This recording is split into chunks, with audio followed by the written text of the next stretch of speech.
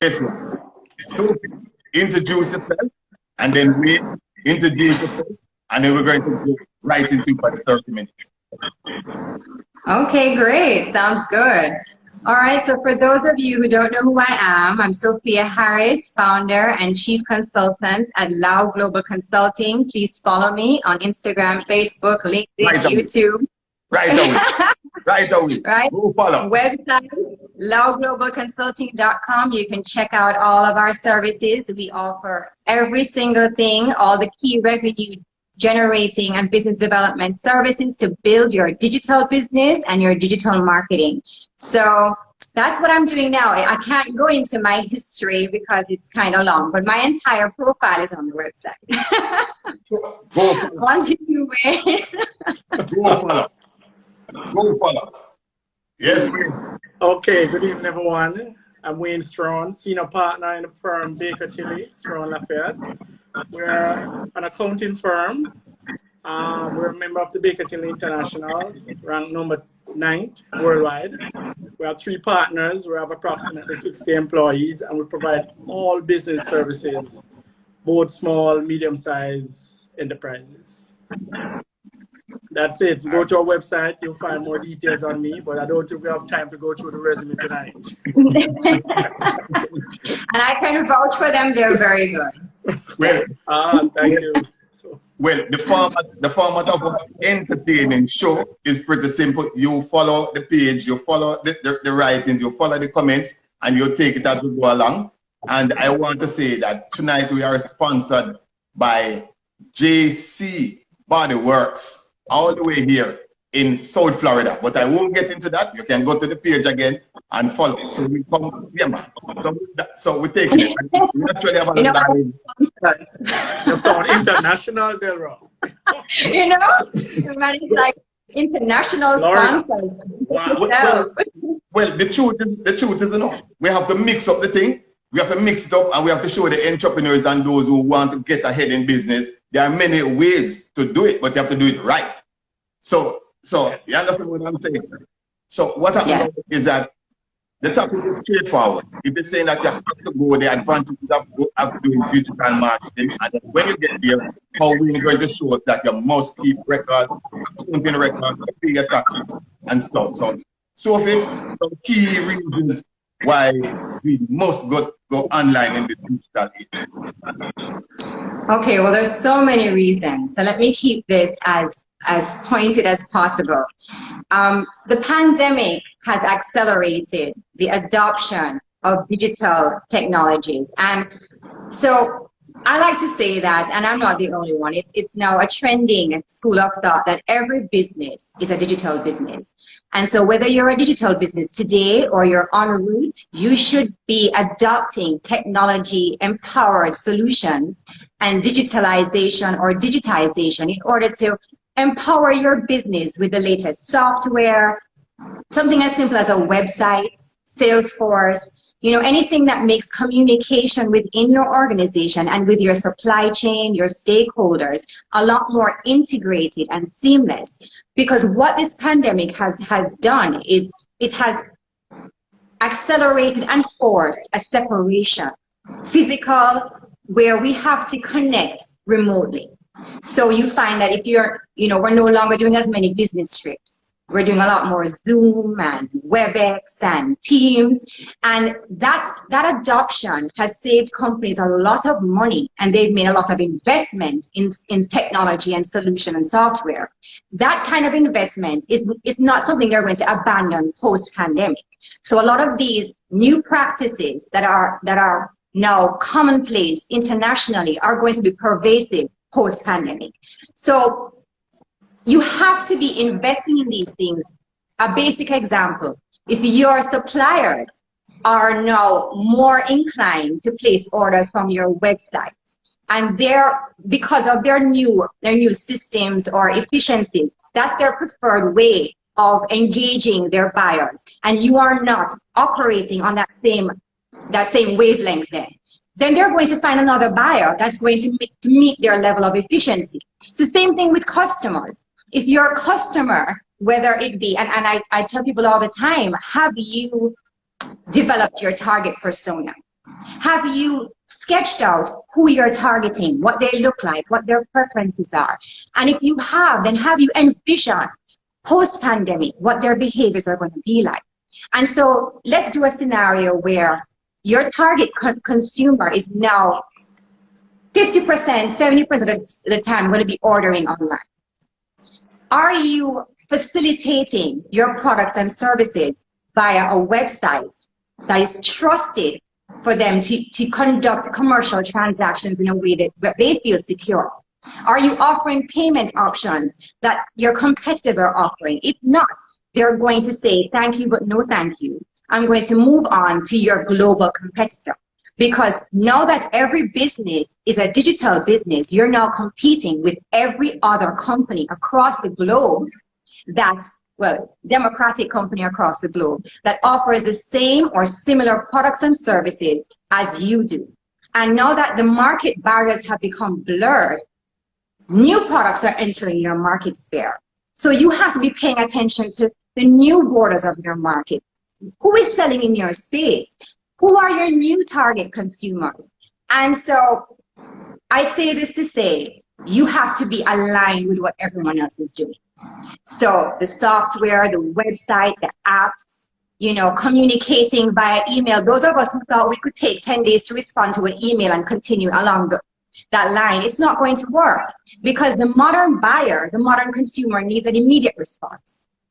So even our communication style has to be faster. So yes. I back you up 100% on that because the company that I represent, or I lead, we just now going mobile application for loans.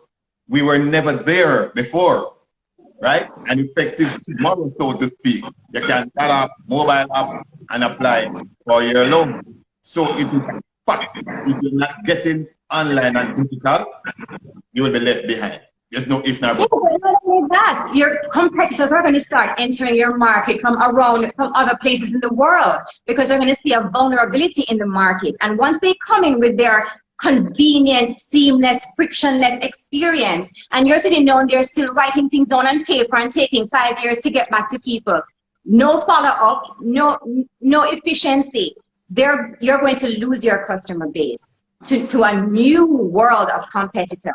And so the digital, the software, the technology, and of course, now I speak to the digital marketing, where if you're not relevant and putting your new value proposition in the face of the consumer, right where they are, on their mobile devices, on their laptops, on their tablets, on their smart TVs, if you aren't where their attention is, and as I was saying to you recently on a call, Delroy, the data now says it takes 7 impressions for a consumer who is being bombarded with information constantly to even remember the content of your post. So you need specialists. You need people who not only understand the latest trends, but they can tell you what should be in your reports. They can make sure that you're tracking the right metrics that align with your bottom line and your objectives, and make sure that you're iterating and changing rapidly with the changing data, the changing privacy settings on phones, everything that's happening. So let me stop now so Wayne can talk. But I have one thing to ask you, Sophie, before Wayne comes in.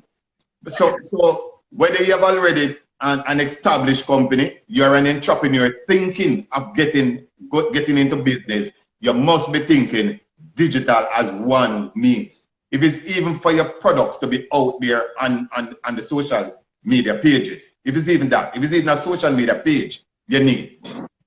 I tell people all the time, for example, LGC, we meet the business where you're at. Okay. So if you are a startup, we talk about the fundamentals. I tell people, the people that you hire as a startup are your co-founders. They are your cultural co-founders. So they need to have an agile mindset in order to build an agile and responsive business. So if you're bringing on people who take 10 days to respond to an email, who are adverse to change, then you're creating a culture that is adverse to change and unresponsive. So it's your recruitment strategy. It's your business model. Is your model one that can pivot on a dime, like Airbnb, that I spoke about in one of my videos recently? They are a marketplace. They own no physical property. So because of that, they were able to successfully pivot and launch an IPO in the middle of a pandemic because they could easily shift their model, their value proposition in alignment with new preferences. So you start off being agile, and that way you can plug in, remove technologies as needed as the consumer's preferences change. And so you start with that, and then also your messaging must be something that can be issued across all platforms uniformly. So you can't have a message that is one way in the printed press, it's another way on social media. When people call you up, it's them tell them something else. You know, you must have a buy-in and a uniform messaging, which is why we talk about strategic communication. Consistency in the messaging. All right. Yes. So Wayne, right away, we have 2 takeaways from Sophie. You must be consistent in your messaging, and you must have an agile mindset. Now, with all of that in the cake, how are you going to make sure that the cake is a well-baked cake, Wayne, from a compliant accounting taxation standpoint now? And Sophie, in the meantime, you can just run down and scroll through to see if there are comments for us to take, because that's what we normally do. And then Wayne, you know the usual, there's comments we take them. So, again. Okay. Right. All right. Thank you, Sophie. A very good presentation. So like the business is up and off the ground and running. But before the business shoot through the gate, you need an accountant. That's right. You need an accountant. Now, when you register the business, right? And I'm assuming the business would have been registered at the Companies Office of Jamaica, right? And I'm going to assume it could be a limited liability company or it could be a business name. You're going to get a certificate of incorporation. You'll get a TRN. You'll get a TCC. And you need to apply for a letter of good standings. All of these are very important. You can't get anywhere without these 4 main items that I just mentioned. But now, Wayne, yes. Wayne, sorry. I just had a customer last week that said they're running a business for the last 15 years. And I said, okay, what's the name of the business? And they said, John Root. And I said, okay, can I see the papers? And they said, no. I said, but you don't register not in the name? And they said, register the name? No. I said, but do you know you have the name? Do you have labels? Yes, I have labels. But do you own the name? They couldn't really tell me if they have the name. So it is very important when you talk about how do you own the name. Thank you. Very important. In fact, if someone was to go ahead and register that name, that person would be the legal ownership of that name. So it's so important when you get the business off the ground that you go and register the company. All right. Okay. Now, the banks, you're going to need bank accounts in order to function. And especially in this time, in this pandemic, when you have digital, most of what is happening is virtual. Banks are not accepting deposit anymore. You're going to have online banking, internet banking. You need debit and credit card. You must have functional bank accounts. Now, when you walk into the bank, and this is a major issue that I have with some clients that will come to me, right? They set up the company and they're trading, but they don't have any formal banking arrangement. And then they go to the bank and want to borrow a loan. And the bank would say, I need a tax compliance certificate. They don't know where to turn. Yes. All right. So they go to the bank is going to ask for these things, right? They're going to ask for the certificate of incorporation, your tax compliance certificate, your TRN, and letter of good standing. Most of the times, these people who open the companies just file away these documents. And it's until when they need it that they realize that it's expired. All right, so these are very important. And the bank is going to ask you for cash flow projections. You need an accountant. Normally, they ask you for an opening balance sheet. You must have a seal for your company. That seal must be maintained by your company secretary. Very important. So all of these are important features that you must have, and you're going to need them in order to walk into any bank to open a bank account. Normally, the cash flow projections is normally for 12 months, but I'll say to any business operator, get a properly done projections, 3 years at least. So you actually know where you're going. You have a roadmap. This is what the income will be month by month for the next 36 months. These are your projected expenses, and this you're in business to make a profit.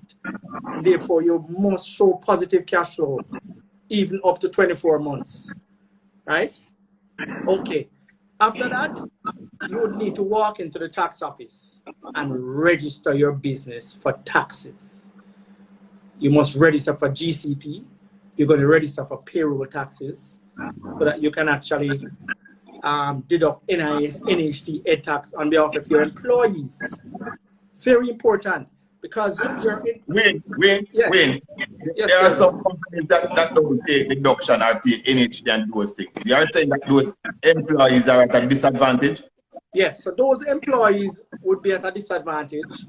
They won't be able to access benefit from NHT. Neither will they be able to have any future benefits from NIS. And so hold on, Wayne. A takeaway from Wayne, the accountant, the chartered accountant expert. It's check your employer tomorrow if they are making payment on your behalf at NHT, because every man wants a house, especially in Jamaica. I know you're in South Florida. Here in South Florida, it's pretty easy. And as I say, in South Florida, I'm being sponsored tonight by JC, Body by JC. You can find them on Instagram. But just continue now, Wayne, and remember, follow them. Here's a comment. Well, okay, continue. Yes. So it's very important if you're contributing to NHT, especially in these times where the HAJ building houses, NHT going on a drive to build 70,000 houses, and you must be a contributor and must be able to access that $6.5 million. All right, just a point to note that even though you register for GCT as a small entity, if your turnover is less than $10 million, you don't need to file returns. All right, okay. So you need to register. Once you reach a point where you think your annual turnover will exceed 10 million, then you inform TAJ and you'll start to file returns, actually charging GCT, collecting it, and paying it over to the revenue. All right, the next thing I want to look at is a business plan. A lot of persons go into business. Wayne, before you move to the business plan. That Wayne's accounting firm to do the projections.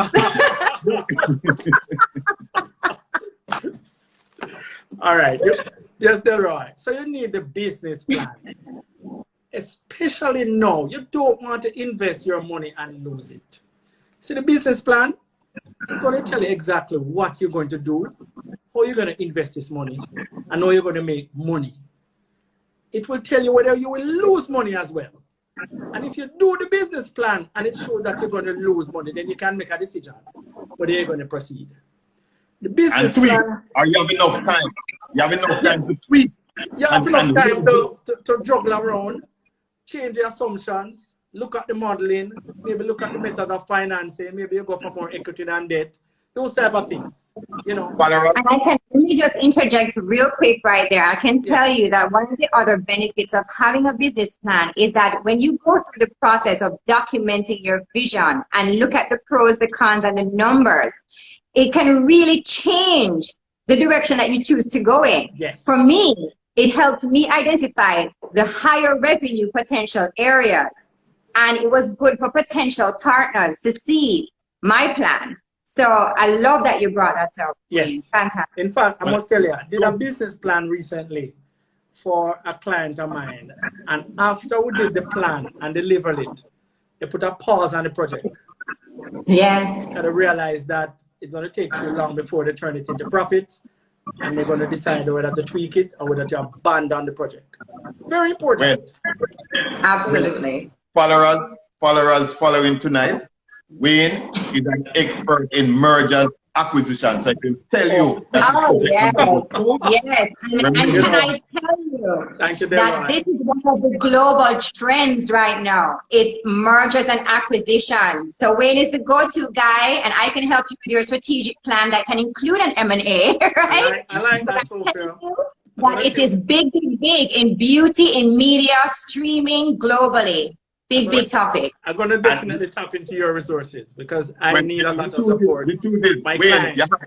Wayne, you have to carry me as a partner on the Sophie transaction because we have done acquisition and mergers together. So I'm not going to let you leave me out. Guys, right. share the live. Share the live. Somebody else needs to be informed on all the things that you're speaking about. Just share it with one person. Share it with one person. We have young entrepreneurs. We have young entrepreneurs out there. We want to get into business.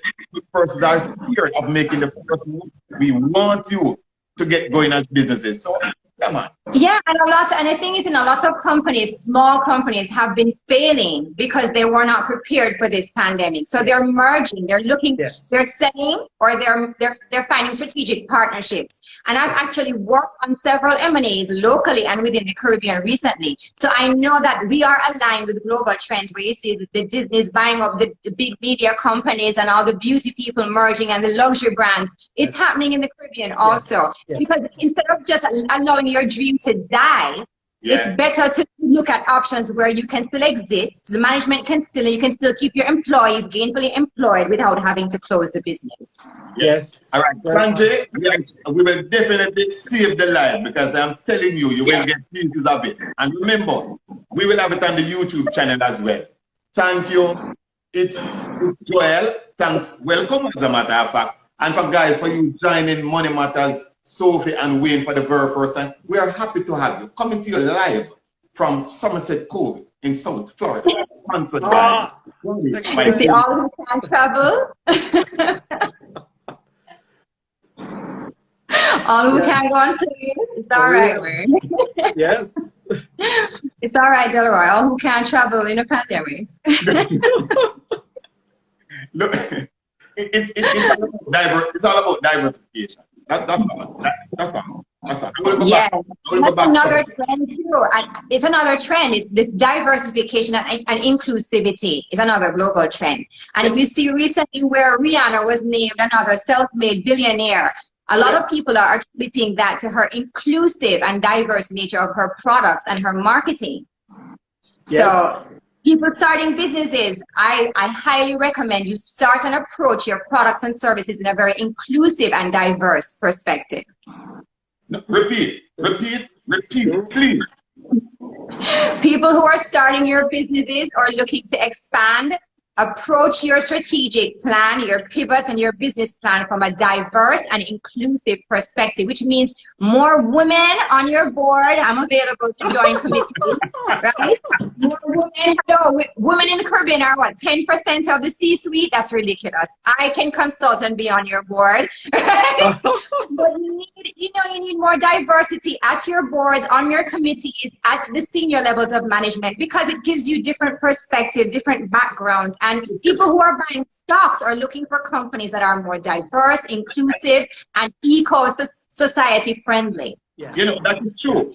My board is 5, and there are 2 females. Need I say no more? It's 5 and 2 females. No, Sophie, I endorse that. And trust me, these females come with a different perspective. Sometimes we men think a certain way. And when you listen to the females and their idea and their creativity, you say, wow. So no, I think there's room for everybody. Yes. I just feel like there's room for more of us. But you know, that is going to change very, very soon. I think I can see that below the board level, Sophia. They're going to take over soon, very shortly. Hey, I'm all for equal opportunity, not dominance, because without the males, how can life go on? So I love that. Everybody needs a seat at the table, but there needs to be more. There needs to be more different looks, feels, backgrounds, perspectives, because it gives you a more comprehensive view of everything. And women tend to be a lot more, I don't want to say more organized, but we tend to be a little bit more efficient. Wayne, you can take this comment. I think you can take that comment. You can stroll up and take that comment. Yes. Hold on, where is it?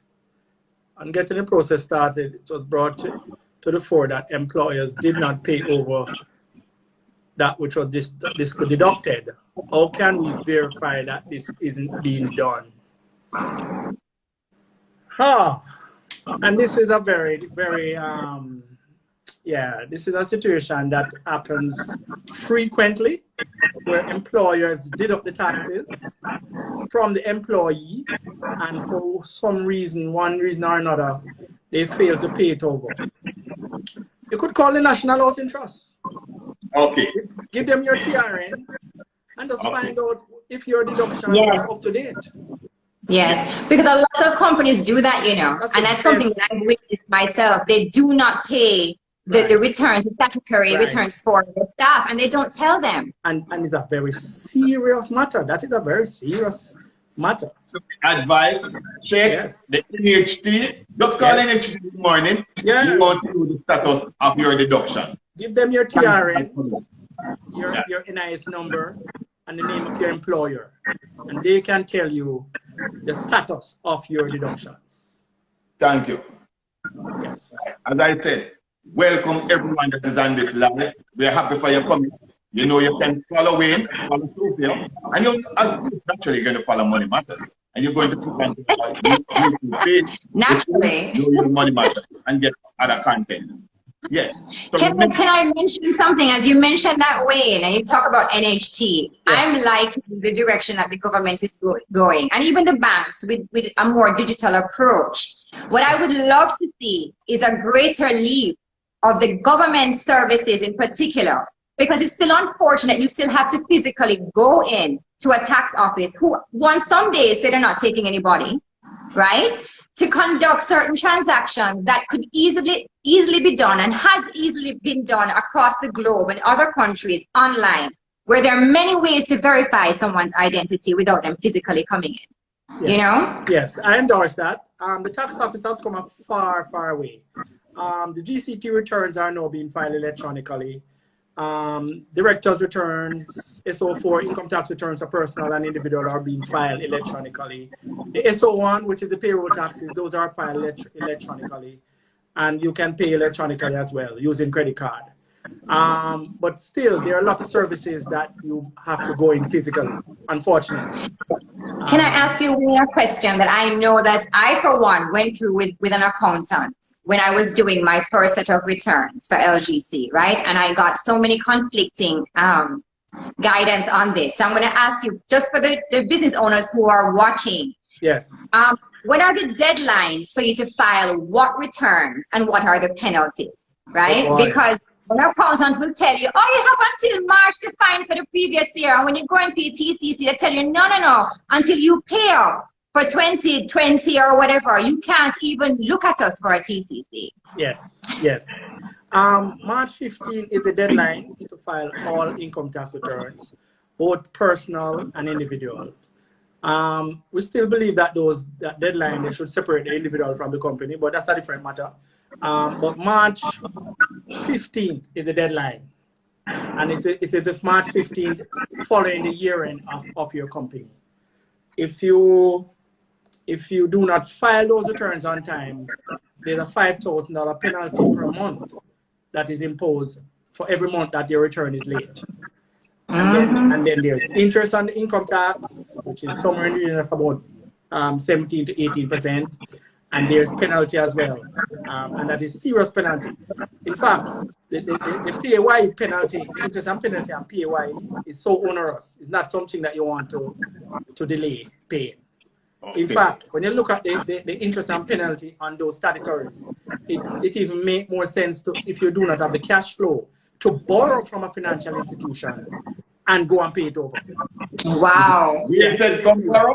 Come and check. Because you know, so many companies, so many small business owners get themselves into serious trouble by thinking, oh, I have time. Yes, and they pay it last. No. Your business.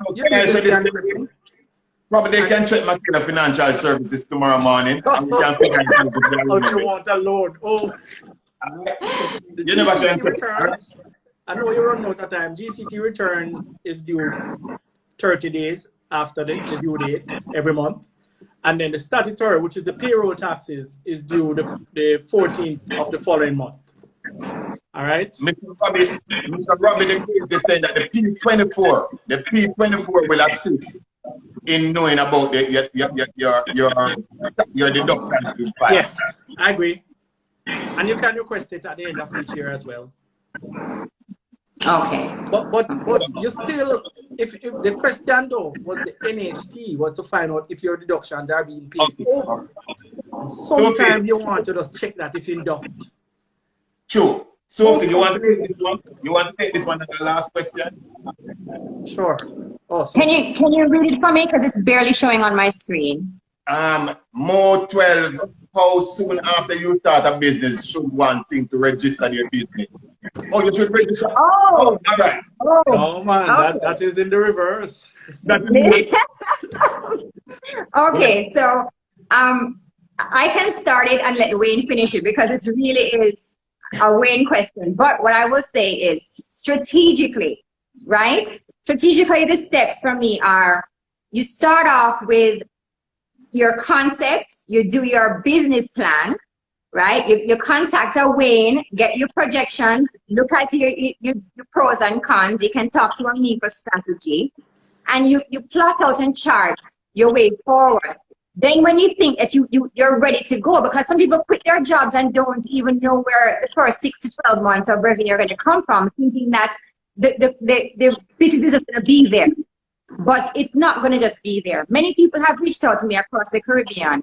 And I've said to them, always have at least 6 to 12 months of money to cover your overheads before you quit your job or go full force into a new business venture. Because you don't know if a pandemic or some kind of global disruption is going to just throw your strategy and your vision out the window.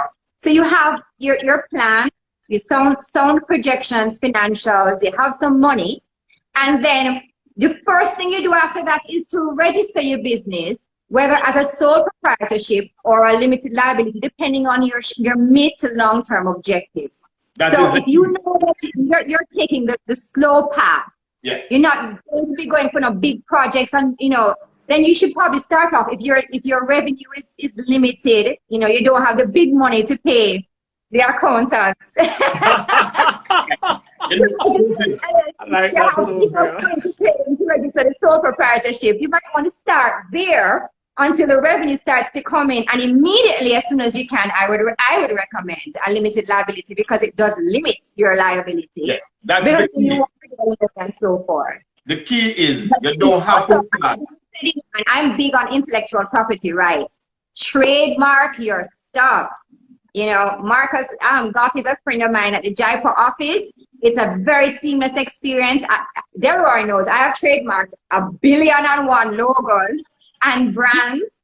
And so it's always good because a lot of people will not negotiate with you if you don't own rights to certain things, Yes. Okay. But wait, very good, very well, very good, very good. And before you continue, I back up Sophie. I want to say that is the perfect way, Sophie. If you are unsure of the route you want to take, just register as a sole proprietor. You keep it simple, but at least you have a business name, you have a legal name to go off with, and then them can check. We know. Yes, no, checking for that, because what happens is a good accountant will help to guide you to the right way to do things. Like, for example, for me, I had someone that was hand-holding me, not only through the beginning or the registration, but also to say, listen, you have to go pay those taxes, because you've been YTCC. Yes. So I was like, when, because I have to put it down. You know how the cash flow thing goes. You have to put it down because you want to pay it. Definitely. You don't want to be caught like the people who, when I hear these stories, these nightmares of them owing 5-10 years in back taxes and on payment plan that go into perpetuity.